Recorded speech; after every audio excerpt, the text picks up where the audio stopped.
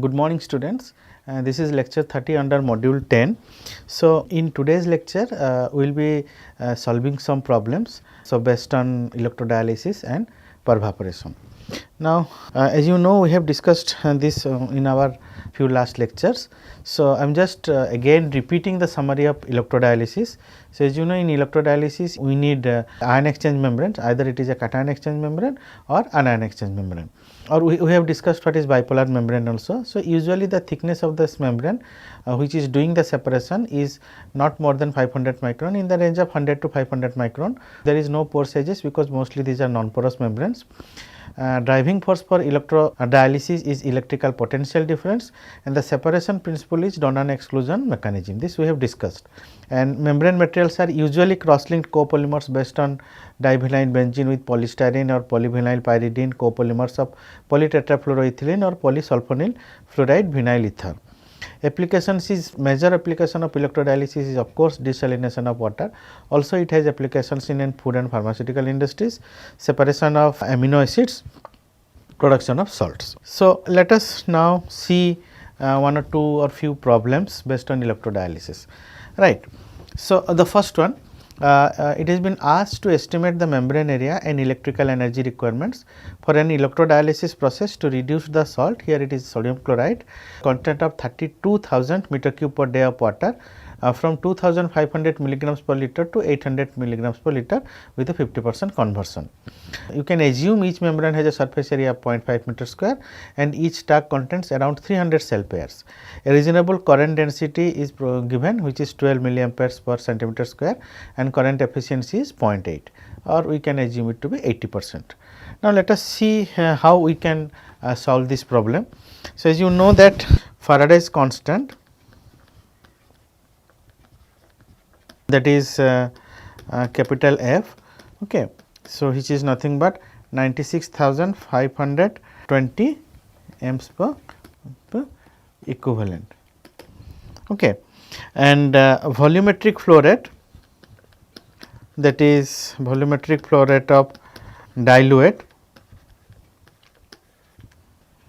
so that is Q, okay. So, it is given 32,000. So, you can calculate 32,000 into 0.5, right, into 24 into 3,600. It is just converting some of the units to meter cube per second. So, we will get 0.185 meter cube per second.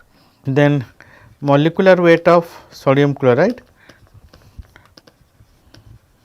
that is 58.5, okay, 58.5.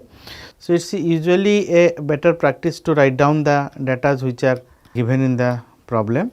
So, current density, that is the small I, is given to be 5 milliamperes per centimeter square, okay. So, just note down all the data which are given. Then concentration difference, difference between feed and dilute, between feed and dilute. So, that is the delta C actually. So, delta C is directly we can calculate to, so 2500 minus 800, okay, divided by the molecular weight. So, delta C is nothing but 29.6, okay, or we can write down it is 29.6, okay. So, this is moles per meter cube, it is moles per meter cube, or we can write also in terms of equivalent per meter cube. So, total area of cell pairs,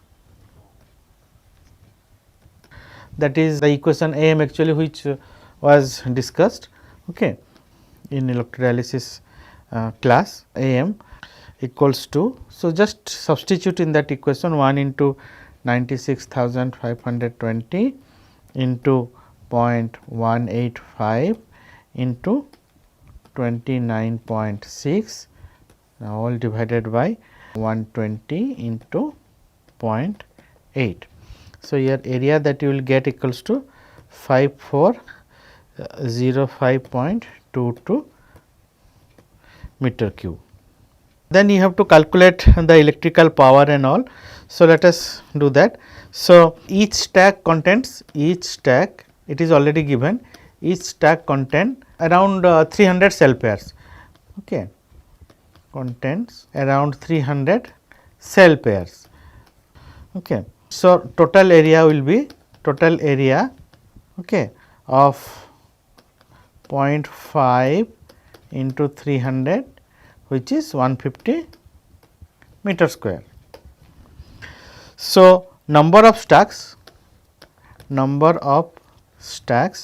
equals to 5405.22 divided by 150, right. So, we get 45.04 meter square. Okay. So, electrical current through the stack, that is I, equals to 96520 into 0.185 into 29.06 divided by 300 into 0.8. I am not writing the original equation, it is there, I think you know that we have already discussed. So, that is why I am not writing it. Okay. So, it is 2162.09 ampere. So, electrical power P equals to I into R, no? So, that equation 0.09 into 300. So, it is 648.2626 kilowatts. Okay. So, this is a very small example. So, we will see one or two more. So, this is how you will calculate, the basic equations remain same, from where you can calculate your electrical current.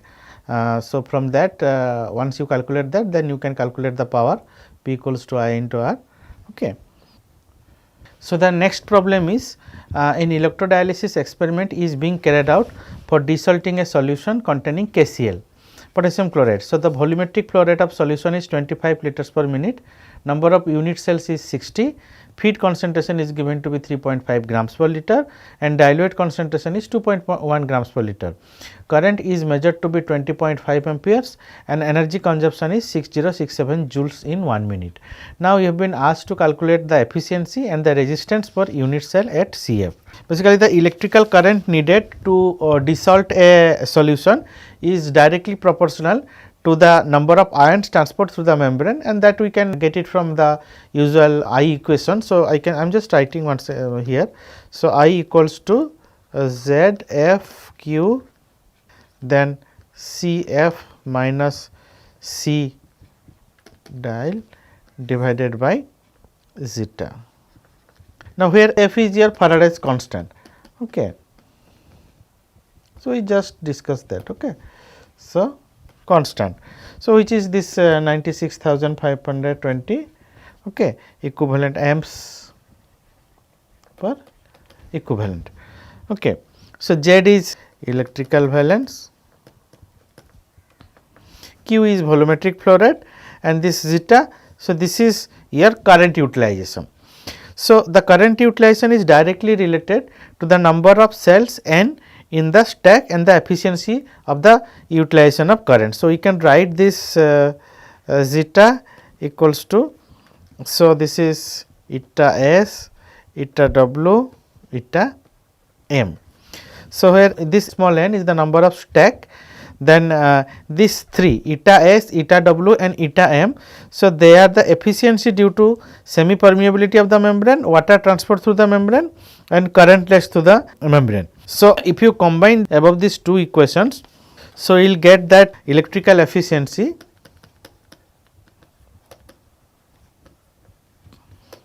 equals to F, just rearranging the equations. So, CF minus C dial divided by N and I is the current this one.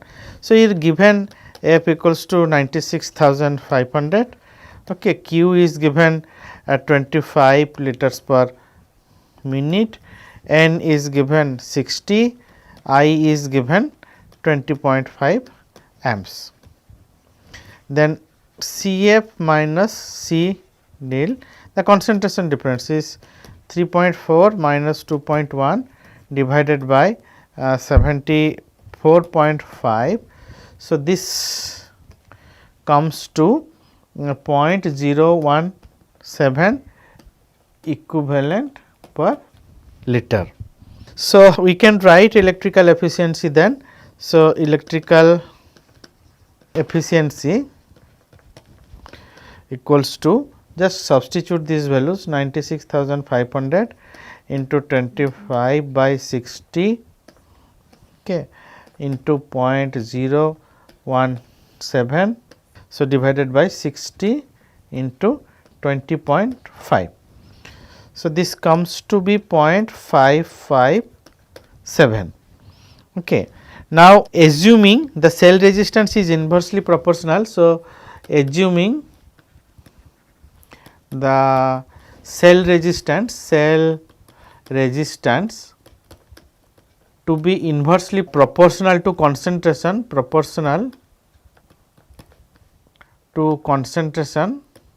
So, we can write E equals to I square n T R C R then C F, okay. So, divided by 2 C del divided by C F minus C del divided by C F square.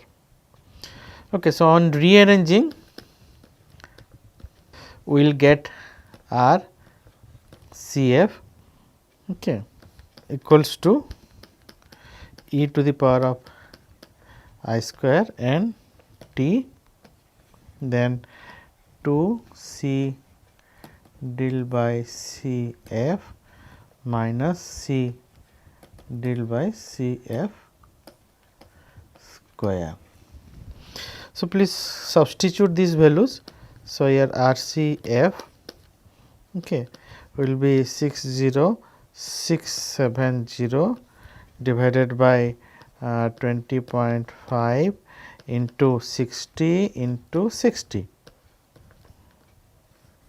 divided by 2 into 2.21 divided by 3.4 minus 2.1 divided by 3.4, this is whole square.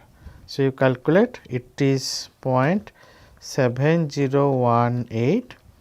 So, the unit is ohm per unit cell. So, this is your resistance which is being asked to calculate. Okay. We will see another small problem. The statement goes something like this. So, a stack of electrodialysis units having 100 cells is to be used to partially demineralize 1,10,000 liters per day of water from Casin plant. So, basically it is a dairy unit, you can say, in that it is being used. So, the salt content is 4000 milligrams per liter and the cation or anion content is 0.066 gram equivalent weights per liter. Pilot scale studies using a multicellular stack have been made. It was found that the current efficiency was 0.8, the efficiency of salt removal was 0.4, the resistance was 4.4 ohms and the current density normality ratio was 500. Now, you are asked to determine the current required, area of membrane and the power requirement. So, let us solve it. The current I, okay, calculated for 110 cells. So, you can just calculate using the equation. So, I am not writing the original equation, but directly substitution into 11000 into 0.045 into 1 by 86,400 into 0.4 by 110 into 0.8. So, I comes to be 25.13 ampere. Okay. Now, since the normal T equals, so normal T equals the number of gram equivalent, the number of gram equivalent per gram equivalent weight per liter. So, we can write normal T to be 0.045. Okay. Now, we can calculate the current density, So, equals to 400 into 0.045, okay, which is 18 milliampere per centimeter square. So, the membrane area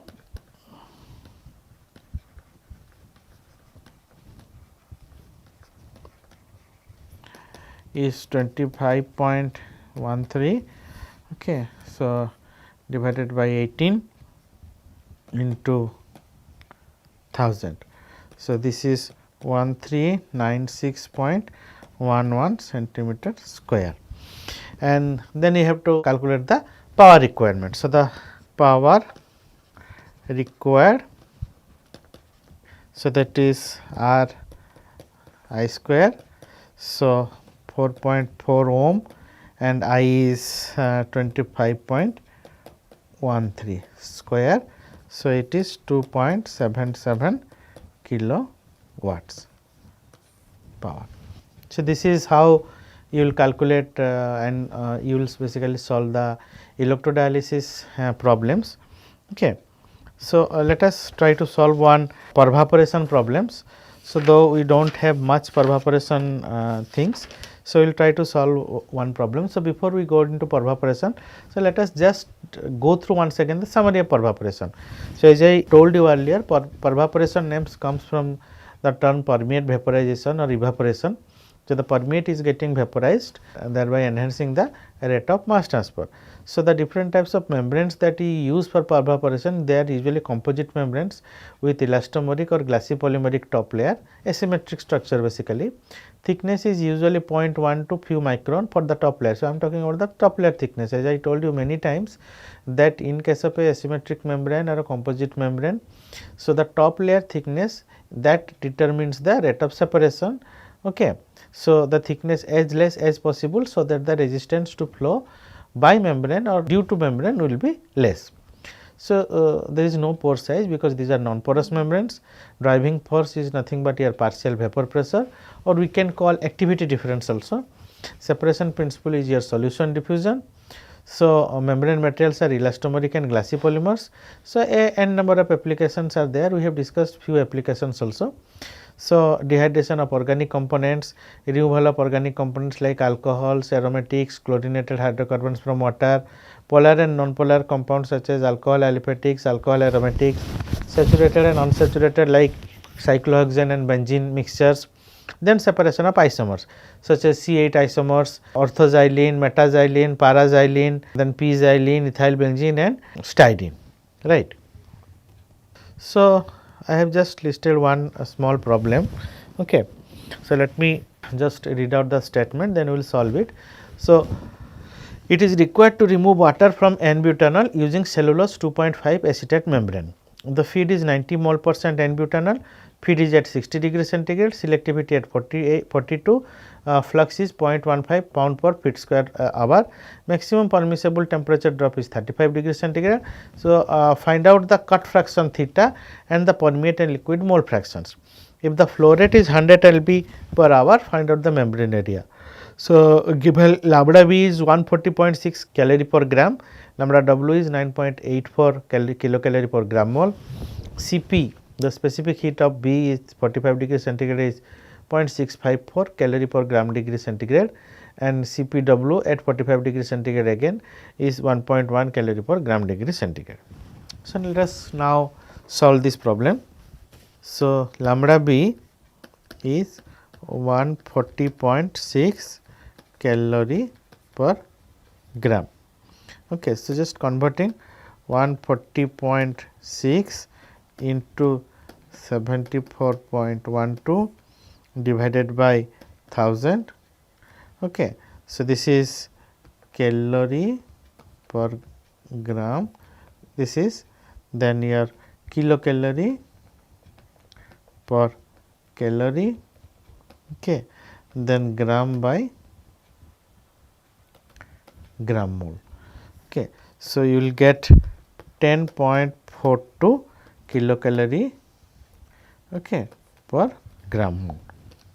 So, then T average temperature is T in plus T out divided by 2.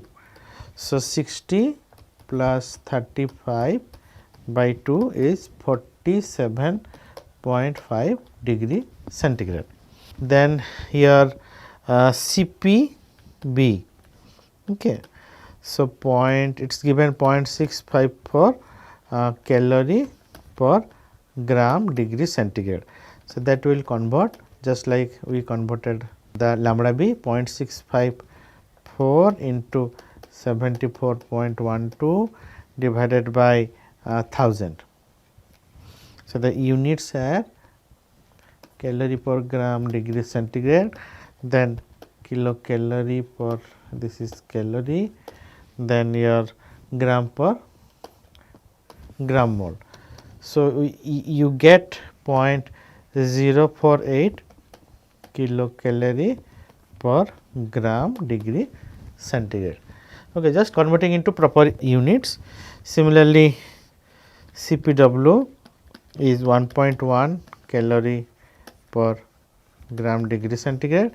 So, we will write this 1.1 into 74.12 divided by 1000, okay, equals to 0.081 kilocalorie per gram degree centigrade. CPF is 0.1 into 0.081, okay, plus 0.9 into 0.048. So, this is 0.051 CPM. Okay. So, the cutout fraction which is denoted by theta, okay. So, is T in minus T out divided by lambda, okay, into CPF. So, just substituting the values. So, we get 60 minus 35 into 0.051 divided by 10.42, which is 0.1229. Now, permeate mole fraction can be found out by solving the following equation. So, Yp equals to minus b plus minus b square minus 4ac, okay, under root, so divided by 2a, right, where a is lambda ab minus 1, okay, into theta. So, this is nothing but 42 minus 1 into 0.1229 is nothing but 5.039. Then b is minus of 1 minus theta, this is plus alpha ab minus 1 into z plus alpha a by b into theta. So, you substitute everything. So, minus 1 minus 0.1229, okay, plus 42 minus 1, 42 minus 1 into 0.1 plus 42 into this 0.1229. So, here B comes out to be minus 10.139. Okay, so, we got ABC. So, AB we got, now we will calculate C. C is this alpha A by B into Z. So, that is 42 into 0.1 equals to 4.2.